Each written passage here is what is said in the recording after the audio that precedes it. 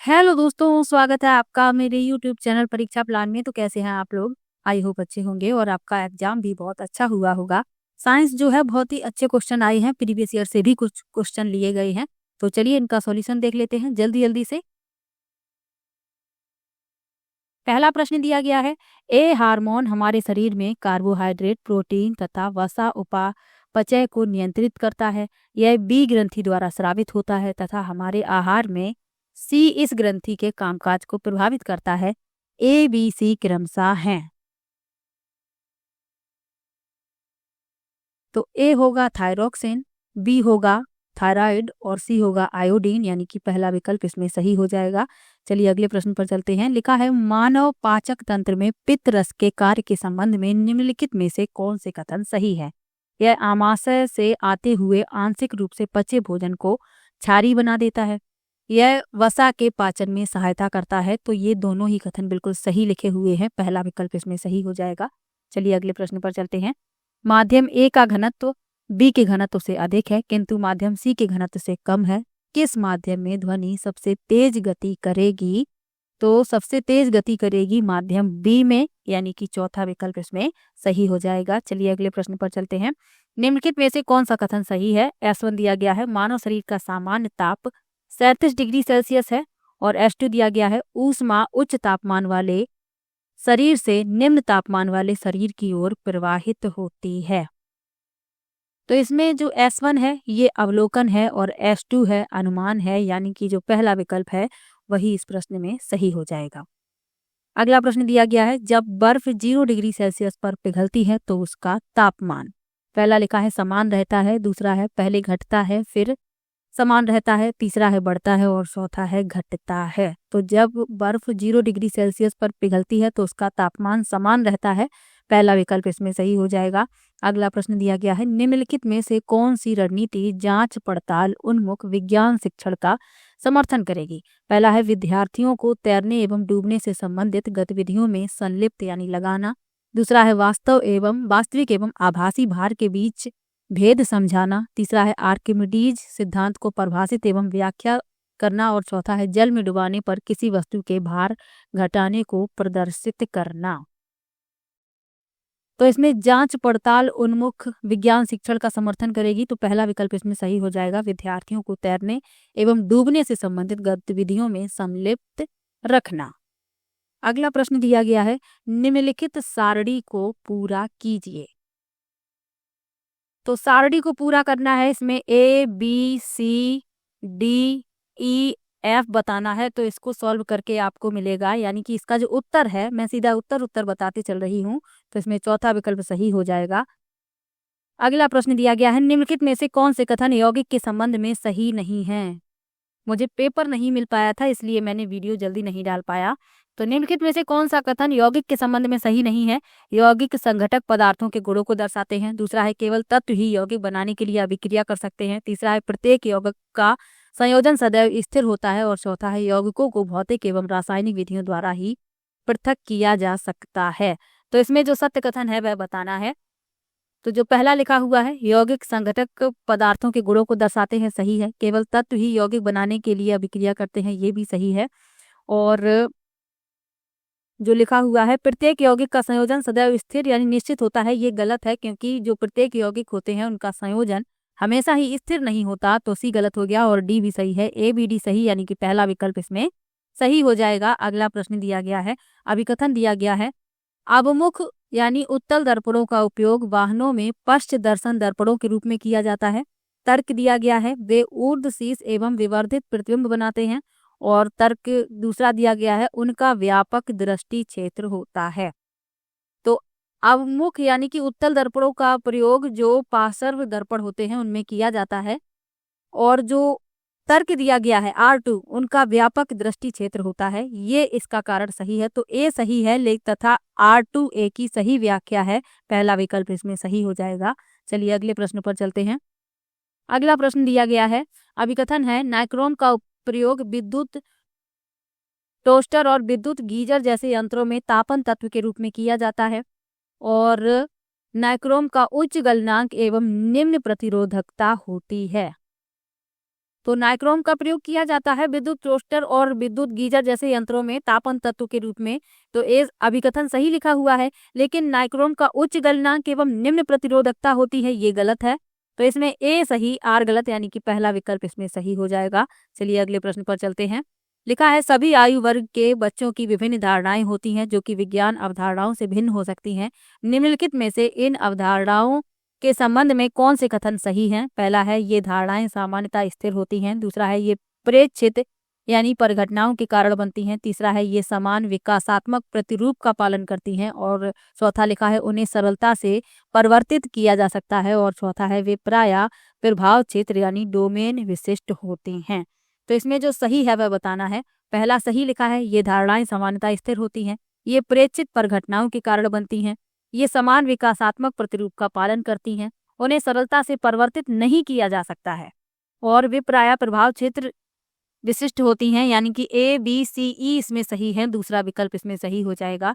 चलिए अगले प्रश्न पर चलते हैं। अभिकथन दिया गया है सिराओं की तुलना में धमनियों की मोटी और प्रत्यास्थ भित्तियां होती हैं। सिराओं की तुलना में धमनियों में रक्त प्रवाह का दाब कम होता है।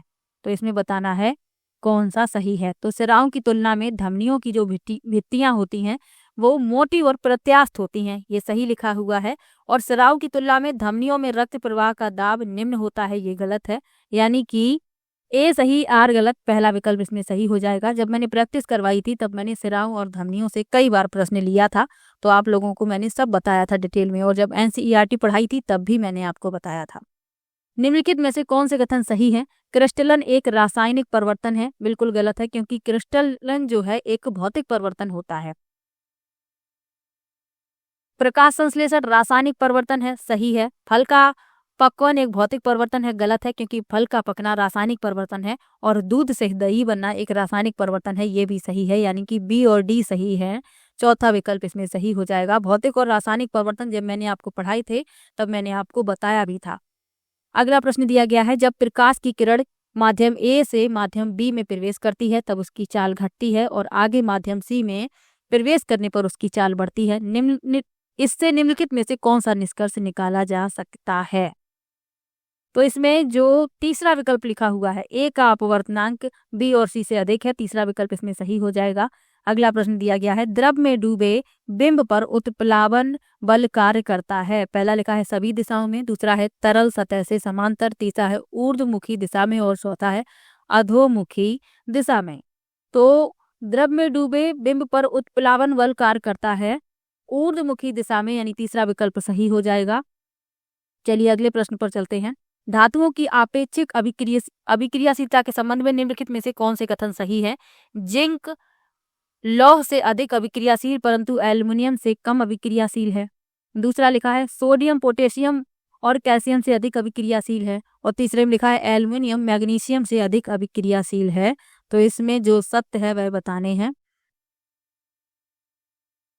तो इसमें जो पहला लिखा हुआ है यानी जिंक लौह से अधिक अभिक्रियाशील परंतु एल्युमिनियम से कम अभिक्रियाशील है, तो यही सही लिखा हुआ है, बाकी दोनों गलत है, यानी कि चौथा विकल्प इसमें सही हो जाएगा। चलिए अगले प्रश्न पर चलते हैं। विज्ञान में कला एकीकृत अधिगम को बढ़ावा देने की संभावना निम्न में से किसमें सबसे अधिक है? पहला लिखा है उपाख्यानात्मक प्रलेखों जर्नल लेखन द्वारा, दूसरा है जर्नल लेखन क्षेत्र भ्रमणों द्वारा, तीसरा है पोर्टफोलियो उपाख्यानात्मक प्रलेखों द्वारा, और चौथा है प्रायोजनों और पोर्टफोलियो द्वारा। तो इसमें जो चौथा विकल्प लिखा हुआ है प्रायोजनों और पोर्टफोलियो द्वारा, इस तरीके का भी प्रश्न मैंने लिया था प्रैक्टिस में। अगला प्रश्न दिया गया है ए आकायिक प्रवर्धन की एक प्रविधि यानी तकनीक है जिसमें तने के एक भाग अथवा पादप की तरुण शाखा को खींचकर आर्द्र मृदा में इस प्रकार गाड़ यानी दबा दिया जाता है कि वह शाखा अपने जनक पौधे से फिर भी जुड़ी रहे। कुछ समय पश्चात गाड़े गए भाग में जड़ें विकसित हो जाती हैं तथा एक नए पादप में विकसित हो जाता है।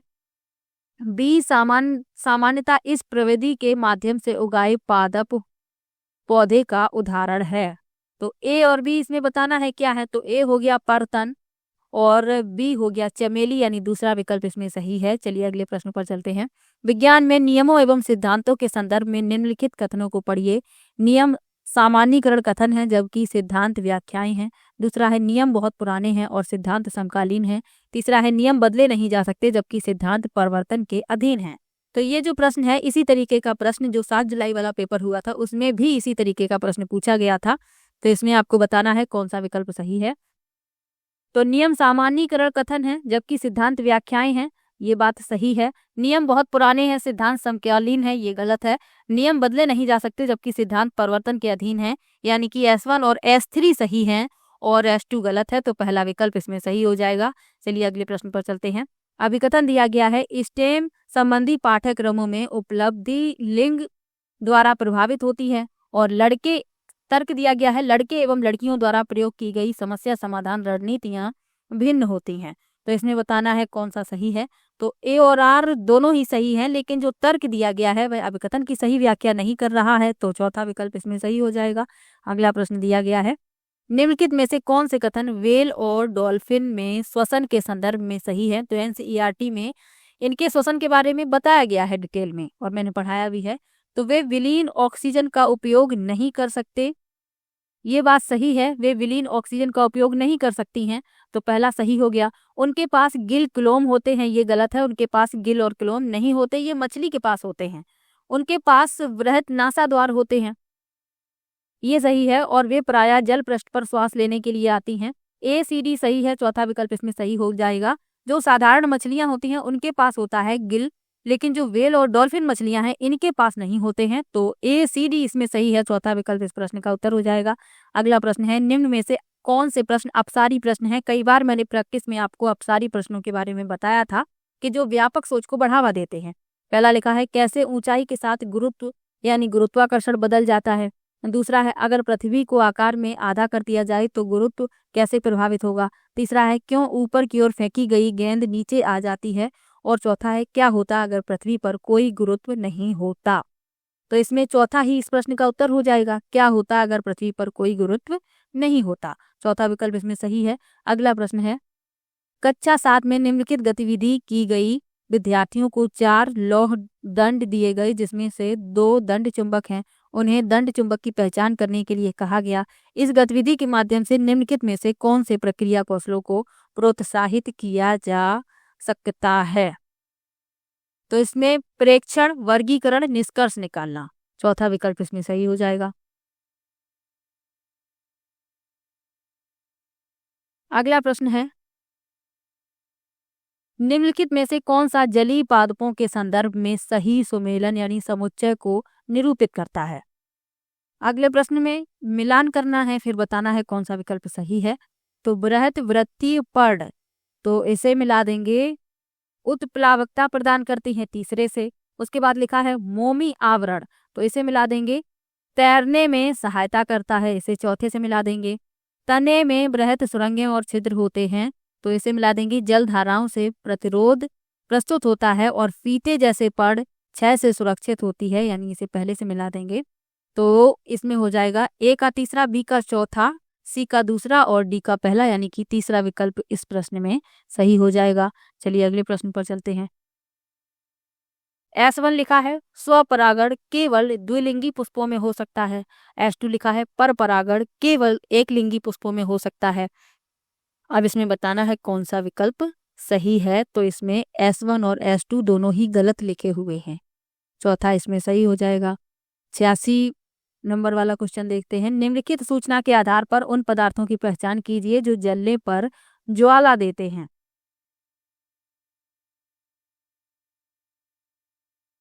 तो जो जलने पर ज्वाला देते हैं उनकी पहचान कीजिए। तो ये जलने पर ज्वाला देते हैं और ठोस जलने पर ज्वाला देते हैं। तो इसमें B और C यानी कि पहला विकल्प इसमें सही हो जाएगा। अगला प्रश्न दिया गया निम्नलिखित में से कौन सा कथन विज्ञान की प्रकृति के बारे में सही है। वैज्ञानिक विचार सांस्कृतिक संदर्भ द्वारा प्रभावित नहीं होते। B में लिखा है कोई एकल वैज्ञानिक विधि पद्धति नहीं है। अब इसमें बताना है कौन सा सही है। तो वैज्ञानिक विचार सांस्कृतिक संदर्भ द्वारा प्रभावित नहीं होते, ये गलत है। लेकिन कोई एकल वैज्ञानिक विधि यानी पद्धति नहीं है, ये सही है। तो A गलत B सही, यानी कि पहला विकल्प इसमें सही हो जाएगा।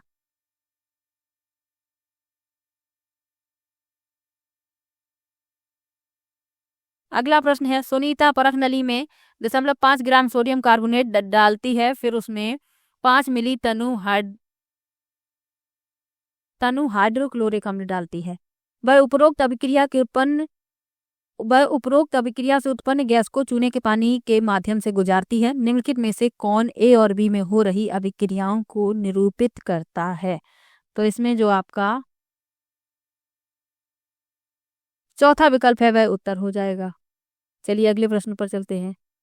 निम्नलिखित में से कौन सा कथन सही है? निम्न जल धारक क्षमता वाली मृदा का कमजोर वातन होता है तथा निम्न अंतः स्रवण दर होती है।